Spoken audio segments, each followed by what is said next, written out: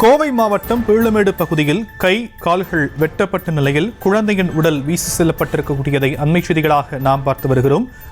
இதன் காரணமாக கோவையில் பச்சிளம் குழந்தை நரபலி கொடுக்கப்பட்டதா என்ற கேள்வியும் எழுந்திருக்கிறது.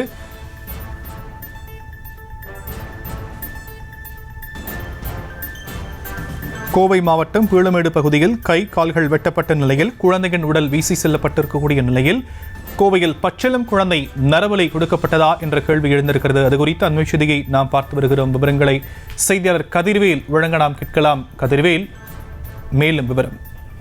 வணக்கம். அதாவது பிறந்த குழந்தை ஒன்றின் உடல் துண்டிக்கப்பட்ட நிலையில வீசப்பட்ட கொடூர சம்பவம் இந்த பகுதியில் அரங்கேறியிருக்கு அப்படின்னு சொல்லலாம். அதாவது கோவை கோவில்பாளையம் அருகே காலப்பட்டி ஈரியமலையின் சாலையில புதிதாக பிறந்த குழந்தையின் உடல் பாகங்கள் சாலையோரத்தில் வீசப்பட்ட சம்பவம் அதிர்ச்சி ஏற்படுத்தியிருக்கிறது.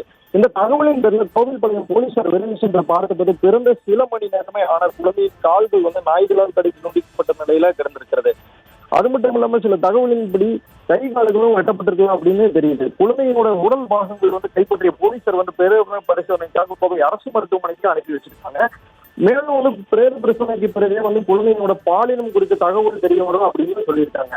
அது மட்டும் இல்லாம மாரியம்மன் கோவில் அருகே அந்த குழந்தையோட உடல் கிடைத்திருப்பதாக நரபலி இருக்கக்கூடும் அப்படின்னு இல்லாட்டி திருமணம் கடந்த ஒரு நாள் பிறந்த நாள் வெட்டி கொல்லப்பட்டிருக்கலாம் அப்படிங்கிற கோணத்திலையும் போலீசார் வழக்கு பதிவு செய்து விசாரணையை தொடங்கியிருக்காங்க.